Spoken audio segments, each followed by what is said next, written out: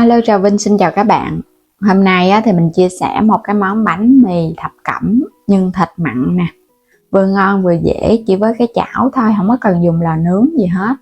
Thì bây giờ mời các bạn mình cùng vào bếp thực hiện cho cả nhà thưởng thức luôn ha. Trước hết đó là mình có một củ khoai tây, ở đây mình gọt ra rồi cái luộc khoảng 10 phút. Sắc nhỏ nhỏ vậy nè, luộc nó cũng nhanh lắm, nó chín mềm là được rồi. Vớt lên hết, các bạn cho vào trong thau nha. Mình sẽ tán nó luôn, tại vì nó còn nóng á, tán nó cũng dễ lắm, tán cho nó mịn ra để hòa quyện vào bột. Khoai tây mà các bạn trộn với bột á, thì phần bột của mình nó béo và nó mềm ngon. Thêm vào đây khoảng 2 muỗng canh đường nữa nha. Rồi mình cũng thêm nửa muỗng cà phê muối nữa thôi. Trộn vào để cho bột của mình nó đậm đà. 300g bột mì đa dụng là 2 chén. Cho hết vào trong phần khoai tây rồi các bạn trộn đều lên. Lúc này thì khoai tây của mình nó vẫn còn ấm nóng đó, nên là các bạn trộn nhanh tay để cho phần bột của mình nó nhanh nở. Trộn qua xong rồi cái bắt đầu mình lấy phần nước mà hồi nãy luộc khoai tây á, các bạn lấy mình dùng luôn ha. Cũng khoảng chừng 300g hoặc là 300ml nước. Nhưng mà cái lượng nước này cũng có thể thay đổi tùy theo mà các bạn dùng khoai tây nhiều hay ít nữa. Cứ cho vào từ từ rồi cái mình trộn đều lên. Phần bột nó vừa ẩm rồi thì mình thêm vào 2 muỗng canh dầu ăn. Dùng tay các bạn nhồi cho nó dẻo lại nha. Bột này nó sẽ hơi ẩm mềm chứ nó không cứng đâu. Mình làm cái bánh cho nó mềm ngon á. Các bạn làm mà khô quá là cái bánh để nguội nó sẽ bị cứng. Các bạn cứ trộn đều. Bánh mì ngon giống như là bánh mì men vậy đó. Nhưng mà mình không có dùng men, không cần bột nở gì hết. Nên là pha bột phải hơi mềm mềm chút. Rồi đậy kín để qua một bên. Thêm ở đây là 200g thịt nạc, hoặc là các bạn dùng thịt bò cũng được nha. Nấm mèo mình ngâm cho nó nở mềm. Còn này là hành lá, một ít rau cần tây cho nó thơm. Thêm cái củ cà rốt nữa, cũng gọt vỏ. Các bạn sẽ xắt cà rốt ra lát mỏng mỏng. Phần nhân này tùy ý thích ha. Thích cà rốt hoặc là các bạn thích thêm cái nguyên liệu nào thì mình cứ kèm vô thôi à. Hoặc là thịt và nấm không cũng ngon luôn. Thích cái mùi ớt chuông á thì các bạn thêm vào ớt chuông mình xắt nhỏ nhỏ cũng được luôn. Xắt cho nó nhuyễn nhuyễn để cho phần nhân nó sẽ đều hơn. Hành lá và ngò hoặc là rau cần tây các bạn cũng xắt nhỏ nhỏ ra cho nó nhuyễn nhuyễn. Nấm mèo á thì mình thích ăn cho nó giòn giòn đó. Còn nếu mà các bạn không thích thì mình không dùng cũng không sao nha. Phần nhân của mình có thịt và cà rốt nó cũng vẫn ngon rồi. Rồi bắt đầu trộn nè, các bạn cho hết toàn bộ cái phần cà rốt mà mình xắt hạt lựu nhỏ nhỏ cho vào tô. Tiếp theo là thịt heo mình cũng cho vô luôn. Nấm mèo xắt nhỏ, hành và rau cần tây. Gia vị mình sẽ nêm 1 muỗng canh dầu hào ha, 1 muỗng cà phê hạt nêm, 1 muỗng canh đường và một ít muối. Cuối cùng là tiêu xay nè, cho nó thơm phần nhân. Dùng tay các bạn bóp cho nó đều quá. Phần nhân này các bạn phải làm cho nó quyện đều với cà rốt thì nó mới ngon. Mình không có cần phải xào nên là mình bóp ra. Làm vậy thì nhân á, khi mà cho vào trong bánh nó chín nó sẽ kết dính hơn. Còn các bạn xào á, khi mà bánh chín nhân nó hơi bị rời rạc đó. Bóp đều xong rồi, nếu mà chưa làm liền các bạn cất vào ngăn mát tủ lạnh nha. Bây giờ quay qua bên đây, thoa dầu vào trong phần bột. Bột này hơi ẩm mềm nên các bạn phải có dầu, không có dầu là nó dính dữ lắm. Mình lấy một cái cục bột cái vàng vàng mỏng ra. Không có cần phải cán bột gì hết á. Rồi bây giờ lấy nhân cho vô.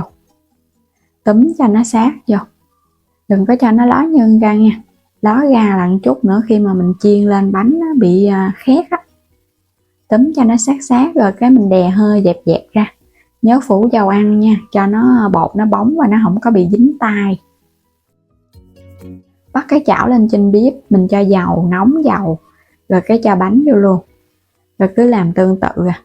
Một cái chảo như vậy thì các bạn nướng khoảng 3 bánh, nên mình làm một lần rồi cái nướng hoặc là chiên.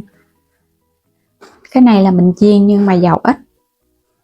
Túm vàng đều ra rồi cái cho nó dẹp dẹp một chút. Chiên áp chảo dầu ít thôi, đừng có dầu nhiều quá, dầu nhiều ngán lắm nha. Hoặc là các bạn thoa một chút xíu dầu vào trong chảo cũng được luôn, nhưng mà mình nướng lửa nhỏ đậy nắp. Còn này mình chiên có dầu thì để lửa trung bình thôi, không cần đậy nắp cũng được, nhưng mà đậy nắp thì nó sẽ chín kỹ. Các bạn đừng có để lửa áp nha, lửa áp là nó bị khét á, tại vì phần nhân là nhân sống. Mình để lửa nhỏ nhỏ từ từ thôi, chiên nó cho nó vàng đều ở bên trong phần thịt nó mới chín kỹ. Để yên vậy nè, đậy nắp á, thì nó sẽ chín nhanh hơn, nhưng mà cái lớp bột của mình nó sẽ giảm độ giòn hơn. Cứ lật qua lật lại cho nó chín đều. Các video mình chia sẻ luôn là dễ hiểu, làm dễ thành công. Thì các bạn có thích kênh mình á, thì bấm đăng ký ủng hộ kênh mình ha. Mình chiên cho hai mặt bánh nó vàng đều, nó chín ngon thì hãy vớt nó lên. Để cho nó trắng trắng là nó sẽ không thơm bằng. Vớt lên để qua bên cho nó ráo phần dầu này để nó không ngán bánh. Các bạn cứ lần lượt mình vớt rồi cái bắt đầu mình vớt lên xong là bắt đầu mình chiên tiếp à. Nhìn cái bánh hấp dẫn quá ha, màu vàng ươm đẹp mắt nè. Chiên lần lượt cho đến hết phần bột và nhân. Thì công thức này là mình làm được 8 cái bánh nha. Mỗi cái bánh bề ngang khoảng bằng cái chén ăn cơm luôn á. Nó cũng lớn lắm nhưng mà nó sẽ dẹp ra. Cứ để cho nó ráo dầu, các bạn hãy cho vào bên cái dĩa. Mình ăn nó ngon. Ở bên ngoài á, nó sẽ giòn nhẹ nhẹ, ở bên trong á, thì nó xốp. Bột có thêm khoai tây, khi chiên lên á, trong bột nó có cái độ bùi bùi á. Ăn nó ngon lắm các bạn. Ngon hơn so với các bạn làm bánh mì bằng men và bột nở luôn, mà còn tốt và an toàn nữa. Làm cũng nhanh, không cần phải ủ bột, nhồi bột gì hết. Làm rất là dễ luôn. Bột này á, mình thấy ăn bánh này cũng ngon, hoặc là làm cái kiểu bánh pizza cũng ngon luôn nha.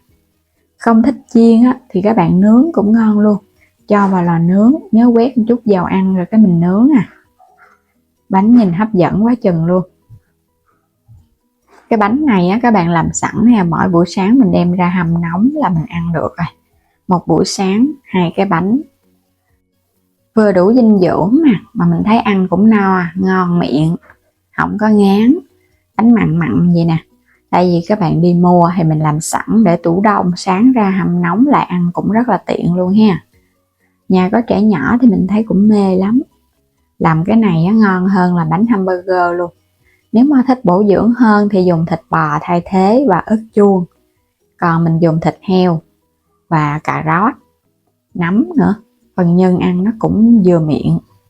Nó sẽ không có bị ngán và nó cũng không ngấy lắm. Bột mình chiên nhưng mà ăn nó không hề bị ngán dầu nha. Mình để cho thật là ráo. Bánh này thì mình thấy chiên ngon hơn nướng. Nướng thì bột nó sẽ hơi khô hơn chút. Còn chiên thì nó xốp và nó ẩm hơn. Tại vì mình dùng có kết hợp thêm khoai tây, nên bột của mình nó mềm ẩm, chứ nó không có cứng giống như là bột bánh quay dạt đâu. Và bây giờ cảm ơn các bạn đã luôn theo dõi ủng hộ kênh mình nha. Vui lòng đăng ký kênh ủng hộ mình. Và mời các bạn bấm vào góc trái video lựa chọn thêm sản phẩm mua ủng hộ mình ha. Xin chào tạm biệt, hẹn gặp lại các bạn ở những video tiếp theo.